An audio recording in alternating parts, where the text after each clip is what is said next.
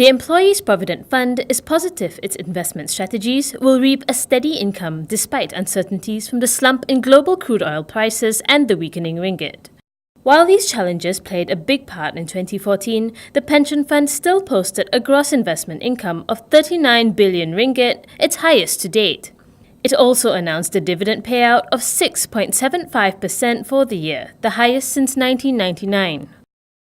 Amidst the rising cost of living, the EPF's 6.75% dividend payout will come as a welcome relief to the Malaysian public. The pension fund says that for 2015, dividends will hinge largely on domestic equities.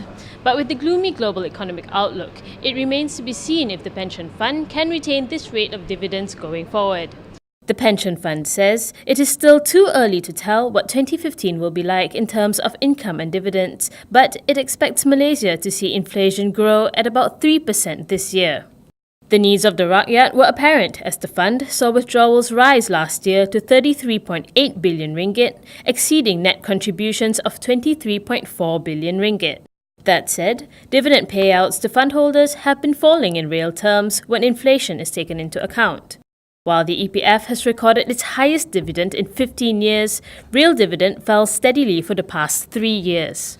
The big chunk of our assets, and that's why it's important for to reiterate again, is actually in fixed income instruments. Those instruments generally provide a very stable, predictable rate of return, just like our properties and our infrastructure assets as well. Right? So the biggest swing factor really is in our equity portfolio. Right? So if you see a big downturn in global equities as well as domestic equities and a shrinking of liquidity, then that would of course impact our ability to generate more profit for our contributors.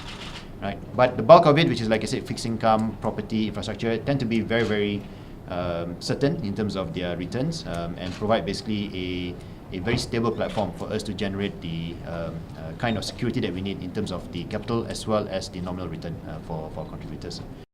Shahril says the EPF's portfolio of assets will not change much in the years to come. It is a long-term investor, keeping an eye on the sustainability of its investments. Although he has expressed confidence in the domestic economy, the EPF's prudent diversification approach sees it increasing its exposure to foreign funds. The pension fund is planning to raise its overseas exposure to 26% of total assets from 23% now. Janice Tian, The Edge TV.